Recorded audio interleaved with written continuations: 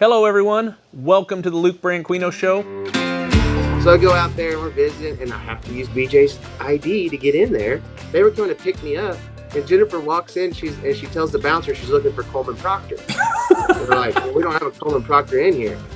And Turner says, I think you should say BJ Campbell.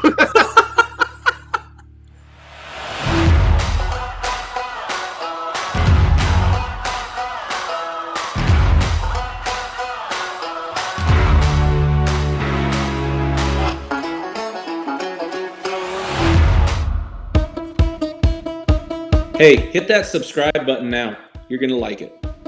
Welcome to the Luke Branquinho Show. My next guest would be, how would I put this? I would be his Robin. He would be my Batman. He would be my Ebony. I would be his Ivory. Did I say Superman already? Superman doesn't have a sidekick. If he did, I would be your sidekick.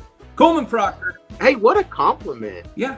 Because I always thought I backed you up. No. You know what I mean? Like, no. I always got that haze for you. Well, you do get the haze, but for all those folks that are kind of like, why is Luke his Tonto to, his whatever? Because the Purina pre-show at the national finals, we do out in front. Well, first we did it out in front of that stadium in Arlington. Globe Life. And then Thomas and Mack, and we are host of the Purina pregame show. I really don't have to carry much weight. You carry it all. You tee me up. I make fun of you. Then maybe I have one of the guests make fun of you, and then I sit back and watch, and you carry it again. But it honestly is a fun time. It is a great time. It's been a lot of fun. And I think it's given us a great opportunity to give big insight, to all the contestants there that week and all the Purina ambassadors. And I think it's awesome anytime that we get to share those little nuggets of wisdom that you have. And you do make fun of me a lot, but I got big shoulders, baby. I can take it. You know what I'm saying? Athlete. 100% athlete. And you are drawed down, man. What have you been doing? We've been on keto. You've been CrossFit? No. So started cleanse in January. Paige Champion, our friend Paige in Richmond. Mm-hmm. She did a cleanse. My wife got me on it. Lemon water every morning. And really what it did was it helped me cut down on my insulin usage, being a type 1 diabetic. Actually, great sponsor right there. Sponsor plug. That'd be a perfect spot to put an insulin commercial, Coleman, right there. But anyway. Man, I just kind of been cutting down on my eating. I bet I dropped half of the insulin I used to use. And for diabetics, the more insulin you use, the more fat your body stores. And me storing less fat now. Man, you look great. Thanks. Like you're ready to, it's time, man. You gonna start healing now, or what's our game? I thought you were going to say start steer wrestling again. Yes. I just need to find time, money, a horse, and a partner. Man, there's a lot of that going on right now.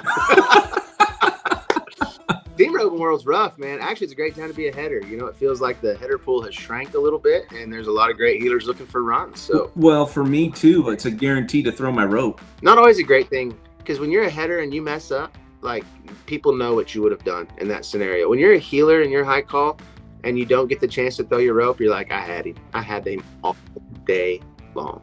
I wasn't going to miss that one. Fun fact about me in team roping: I won the California high school state finals with Justin Arnold, who had made the national finals in the bronc riding. And we were competing against people by the name of like Caleb Twisselman. You guys that have made the national finals before. We were the state champions going. I know you're not surprised, but a lot of the listeners may be. Well, that, every time, we're on the stage, you give me great advice, and I tend to win after we have a good long talk about it. So I knew that came from somewhere. I knew you had on your resume that you were a champion team roper at one time. But what else has been going on? I've seen your carpool karaoke. I thought it was awesome. Man, carpool karaoke. Could you imagine if they had you and me in there? What would we sing? Well, first of all, I love the outfield. Like, Josie's on a vacation. Oh, yeah. Far away, right? Because it gets the line where it's like, I like my girls a little bit older. And my wife's older than me. And I thought it was a sweet serenade, and it turns out my wife hates it when I sing that song, especially in public. She doesn't want everybody to know that she's older than you, or? I was a karaokeer. My sisters and everybody sang pretty good. I did not, but I had a lot of courage, and I don't know if you know me very well or not. I'm pretty confident. Yes. So like I roll out there, and I was always a guy that started with some, just a good Texas red dirt type stuff. You know what I mean? Anything cross Canadian ragweed, I would go and melt it. And then towards the end of the night, as maybe you get a little more encouragement, from your friends, from the bartender. I would end the night on Journey. Oh yeah. It's always a telltale sign when the guy's like, all right, let's hear it for Coleman. Like after you're done, and it's just crickets. You know what I'm saying? Right. But I would always have to end with that one. What? Don't Stop Believing? I mean, come on, it's the only Journey song you're really gonna belt at a establishment at 2 a.m. You know what I mean? Well, I know. Are you going down to Corpus Christi WCRA? Are you going to go to any WCRA deals? Man, I have not yet. I thought about it. They've got an awesome steer open. I think the WCRA is really making some big strides. It's awesome about the IFR. Like where I grew up, the IFR was the thing. I mean, the IPRA radios, they sent out the newsletter. I mean, I grew up studying all these great, IPRA hands. And so I think it's great. They're going to, the IFR is going to be so much bigger next year. It's adding like 500,000, I heard. And the WCRA is kind of linked in there. You can win some IRA points through the WCRA. So that kind of gives it a little more fire to it. But, right now it's all about trying to get back in the top 15 in the world standings so that we can be out there roping and talking the national final. Well, yeah, I prefer it when you do that. That way, like we get done, you got to run, I got to run, everybody's got to run. But before, you used to host the after midnight, after hours, after dark. After dark, baby. Yes, I knew Arena after dark. We're going to feed greatness. Right, and that is where we get into. Well, I don't say we because I'm not part of it, but you get into some of the in-depth, gushy, probably not PG-13 rated type stuff. Well, we keep it pretty clean for sure. Because that one thing I like getting those guys on stage and getting the true, because it's like, how it is when you start an interview with anybody for about 10 minutes there, everybody's tight and they're really, you know what I mean? They're giving the by the book answers. On the Purina After Dark, it was just an opportunity that we kind of got everybody loosened up a little bit and the crowds would join in and be a little closer to go time. And you could really dive into some stuff, talking about changing diapers on your kid. I mean, just everyday struggles of a parent. When's the last time you forgot to pick your kid up from the babysitter? Oops. That one time I left the grocery store without my wife. I mean, like things like that happen to everyday people, and it happens to all of us. So it's fun to kind of get to see the human side of the great athletes that we get to cover all the time. Well, and a huge shout out to our friend David Nelson for having this all come to life for us. Did you really see that thing getting that big? Like I did. No. When he asked me about doing it, I just kind of thought, okay, I got nothing else going on right now. My 10 days are pretty open. So I thought, man, it'd be fun this year. And then I thought it would just fade away. And then for it to kind of turn into the sensation it did. And I think there's some really cool things on the track for us. Maybe getting into some more TV type stuff and coverage where people are able to watch it from a lot of different platforms. I think that's going to be neat. Well, and I can remember at the trade show, the convention center, they had the big trailer there, and we'd walk up the stairs and ladders, which I'm scared to death of heights, and we did some stuff there. Do you remember that at all? Where we would do little interviews and stuff up there, and then it would go out. And I'm with you when he called and said, "Hey, would you be interested in doing this with Coleman?" And I'm like, well, it's Coleman, I guess. We had some history. But no, it's good history. We'll get into that in a second. I never did expect, like you said, to get where it's at, and now with Mike Drina and Sarah Swore kind of taking over since David changed positions. It's impressive, is what it is, how they've started to where they're at now. It is awesome, and that's one thing I was thinking the other day. You talk about our history a little bit, and I don't know if you'll remember this. I do. You've always been a huge influence to me, and I'll never forget. I was flying up. It was my second national finals. I was flying to Omaha, and we run into each other at the airport at DFW. And I was getting my haircut. I don't remember where this haircut place is in there, but getting my haircut real fast. And man, I'd been struggling, like and it wasn't even like we were on the bubble, but my partner had me convinced that we're on the bubble. Like we're not making. We need to win. We're in a bind. We were flying, and I'm telling you, I wasn't handling the pressure great. And I saw you, and of course, this time you're on fire. And so I hit you up because you've always been a guy. One thing I love about Luke Branquinho is you're so approachable. Like anybody can come talk to you. Anybody can get any kind of good advice from you. And you don't even make fun of most of the people, just me. And so I asked you, I said, man, Luke, how does a guy tap that in? Like, why is it so hard right now and this and that? And I'll never forget what you told me. You're like, have you ever watched a movie for the love of the game? And I said, yeah. You go, so every time you walk in the box, you tell yourself, clear the mechanism. And then I went to cranking them back after that. And I think it's great because our history, my favorite story ever about us, and you mentioned 2010, I've just won the George Strait Open. We're in Guyman, Oklahoma. And we had gone, I have some dear friends that live there, Mike and Lori Shannon. And we'd gone to dinner, and they get to talking about, Jake and I'd won the straight, and we got this truck, and, it had George's autograph on the dash, and there was a waitress in there that they knew personally. And they're like, oh, yeah, and she wants to take a picture with it. So she goes out, takes a picture of it, this and that. End of the story. I go home or go back to Mike's house. We all go to bed. The next day we go rolling up the Slack, and maybe you guys have gone to breakfast or something. You run into said secretary or waitress, and you're like, hey, Coleman, just a heads up. There's a lady talking about taking a picture inside your truck. I don't know if that's a big deal for you or not, but I'm just trying to give you the heads up of what the word on the street is.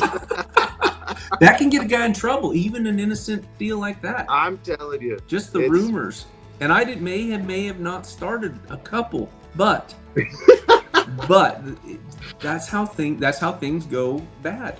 I thought when you brought that up, so one of our favorite stories was at Pocatello, and I don't remember what year it was. 2004, it was 2005. 2005.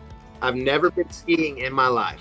I was going to say, when you said your confidence level, that may have been the only time in of knowing Coleman Proctor where you didn't have that confidence. No, I was scared. I was scared to death. And, I'd never been skiing. Like, for me, growing up in Miami, Oklahoma, we didn't take, like, those family trips to the slopes. We didn't, skiing for me was when you'd freshly mopped, like, the kitchen and it had dried and you had on socks and you could run and you'd slide across linoleum. You know what I'm saying?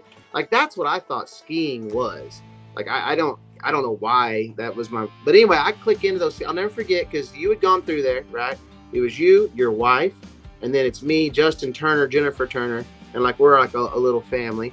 And then you've got your little family, and we come walking out, and I got these two skis. And remember, it was icy. It was very icy. That's the worst time to try to learn how to ski. But I'm like, well, we're here, so let's party. And I clicked into them, and I didn't realize as soon as you click into skis, like the safety's off, like it's go time. Yeah. And so the first thing I do is start running backwards, sliding, and I bam right into your wife. She's down, I'm down, and then you're just skiing around us backwards, just whoosh. And I'm like, how is that big guy so much better at this than me? And so my favorite was, the bunny slope had melted off. It was a mild spring or whatever they call it out there.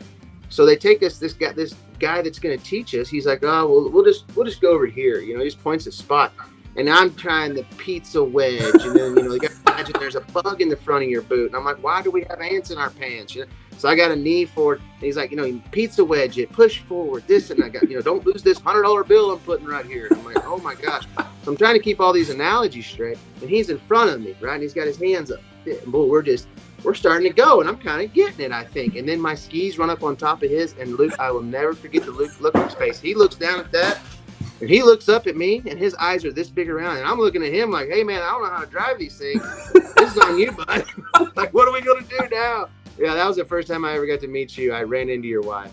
Knocked her out. How is she, by the way? She recovered? She's doing okay? Well, I mean, she still has some scarring, mental scarring, obviously.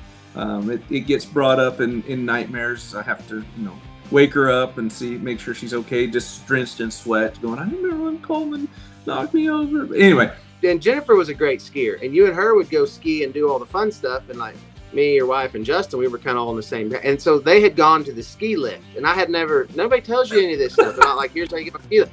So I'm like, hey guys, wait on me, and I'm thinking I'm gonna ride the ski lift with them. And the guy's like, hold up here, and he puts his hand on my chest and he's like, hold on right here for a sec. And I'm like, okay, about that time, wow, the handle hits me on top of the head for like the chair, so it knocks me forward. Well, now it knocks me forward, it just whoop, scoops me up.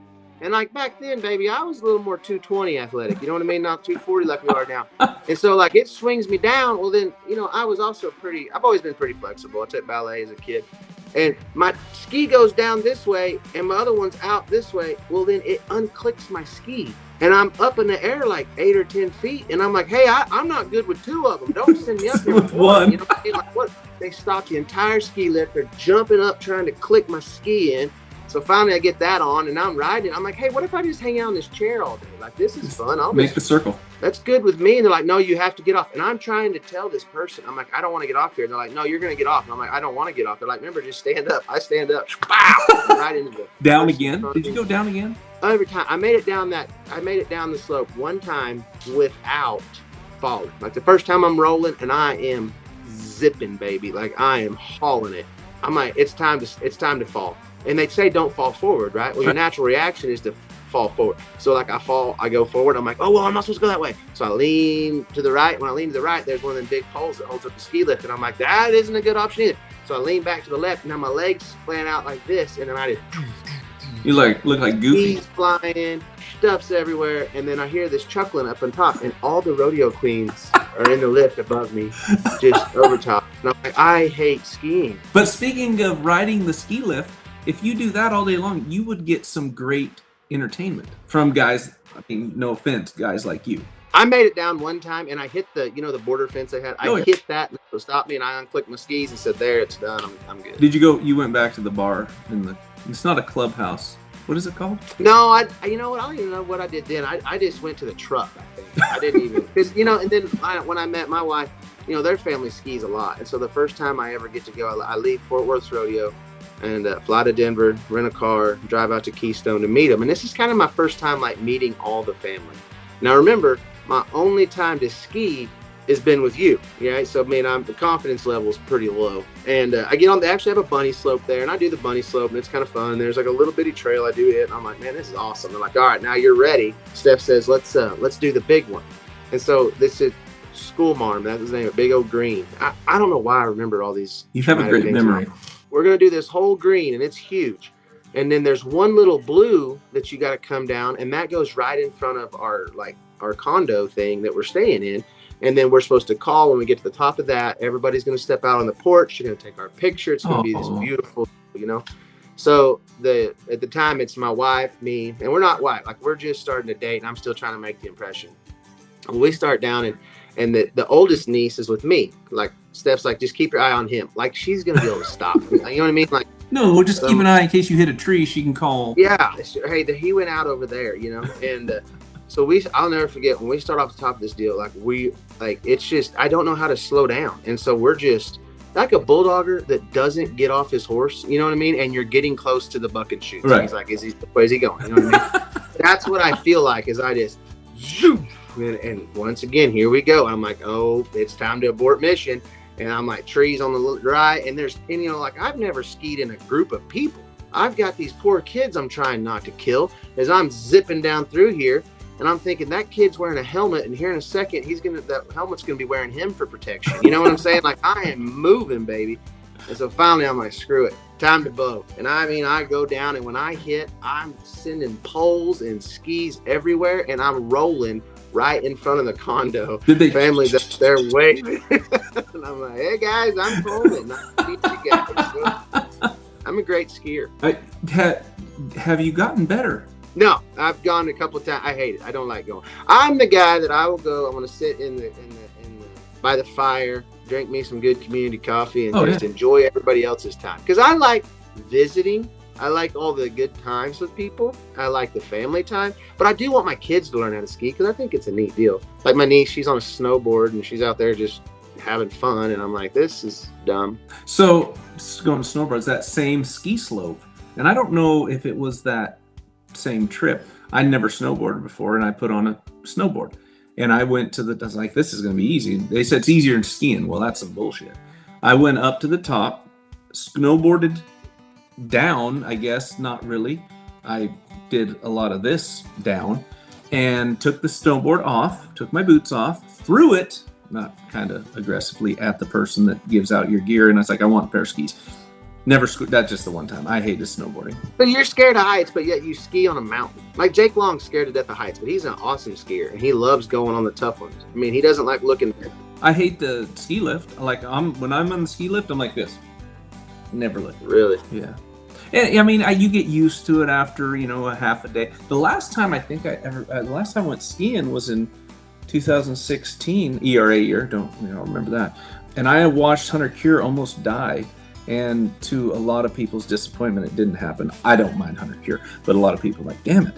He wrecked so hard and so bad. There was a boulder. I mean, it was all snow and then one little boulder. And his face and head came about that close to just smash into it. But that was the last time I skied, and here's why. I have bad knees now from obviously competing.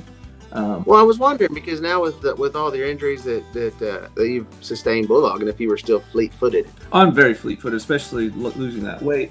Dogs are scratching at the door. They want in. Anyways, so to put my braces on and then the ski boots, I was so sore in my shins and calves that it made me really not want to ski again. But I do want to try it again since I'm not competing anymore.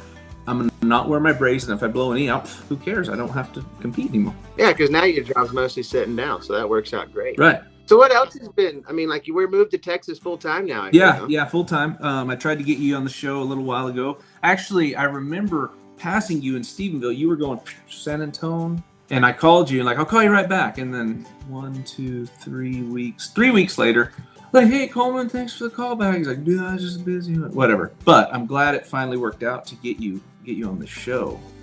Well, I for the longest time I thought I was going to be in the Ville in order to be on the show. So, great communication there on your half. But yeah, I would love to come visit your house and just be on the show with you. Well, see what I'm thinking.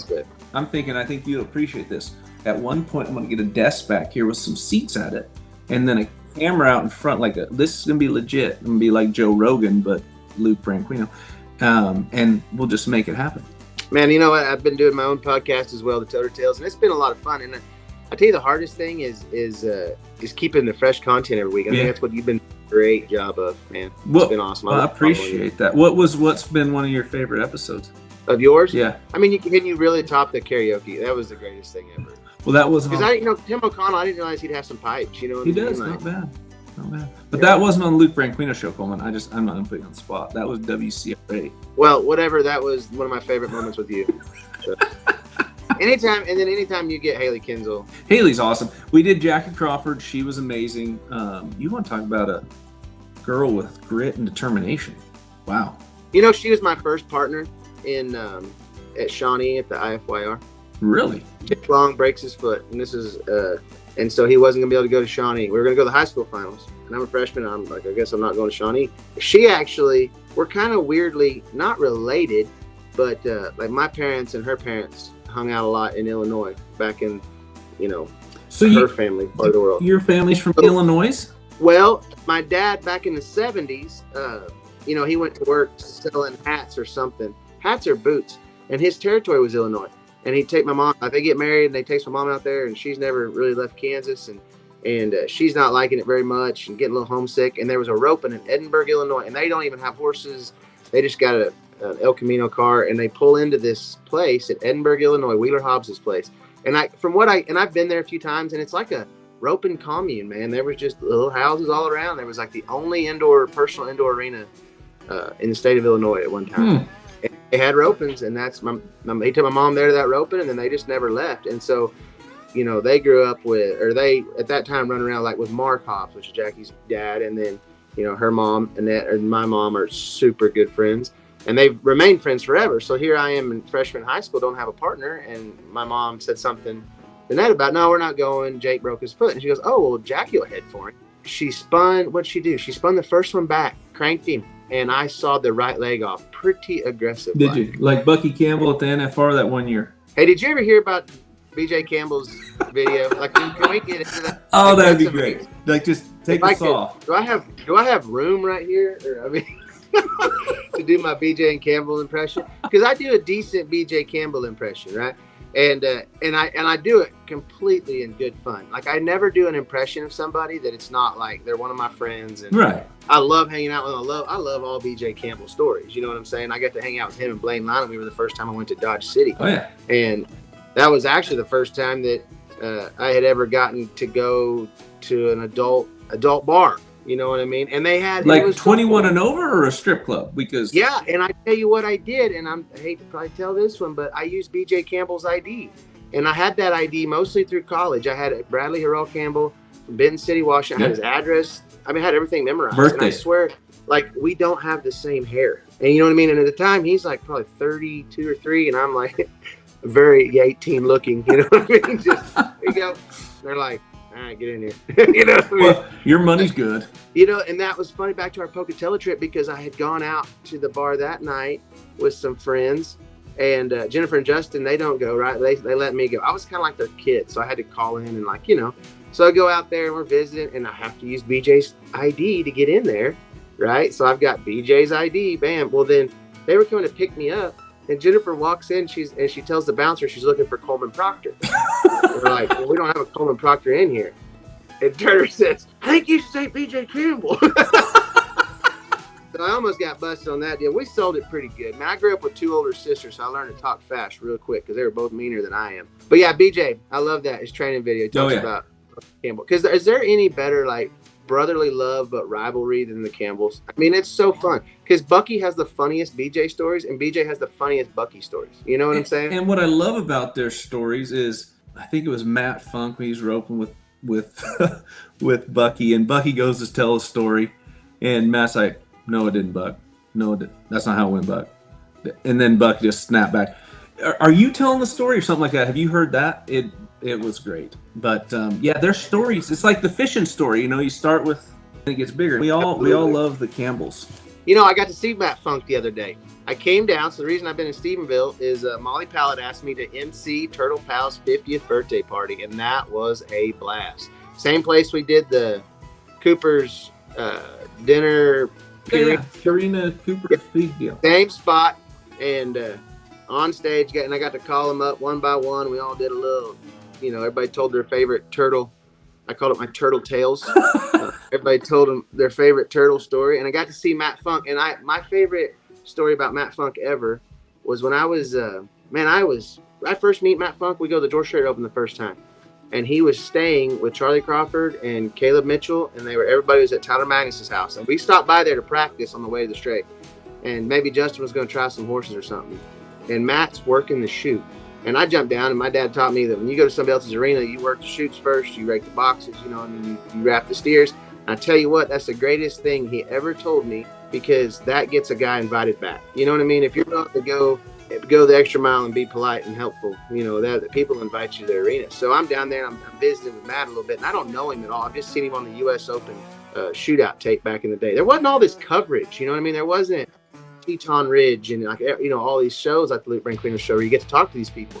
So I've just seen him this one run on the video, you know, on this U.S. Open video, and I get to talk to him. I'll never forget, he told me, he said, you gotta work the shoots because that's where you'll learn the most. I was like, you know, that's genius. You know what I mean? And then he gets on a practice head horse and is cracking them back, and he's heeling for Charlie Crawford. And I'm like, man, that guy can head decent.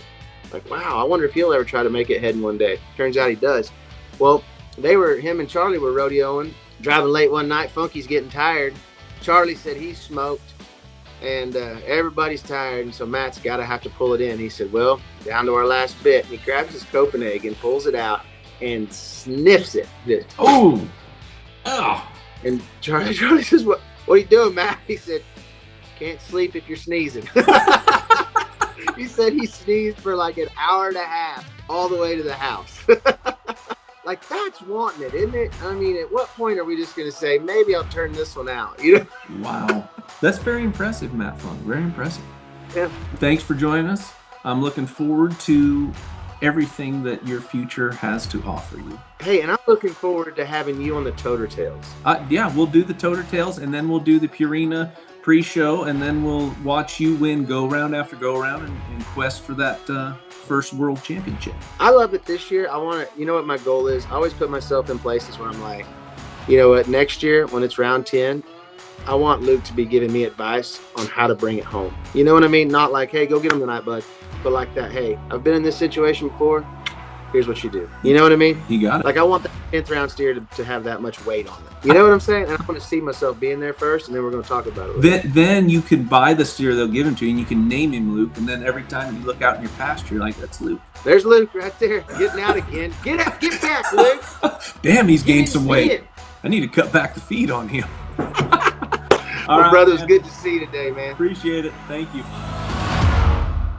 If I had the setup like you have there with all the gold buckles and stuff, there's no gold buckles back there.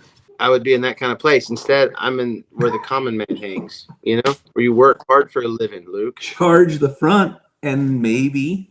All we've been doing lately is charging that MasterCard. You know what I'm saying? That's the life of a rodeo cowboy.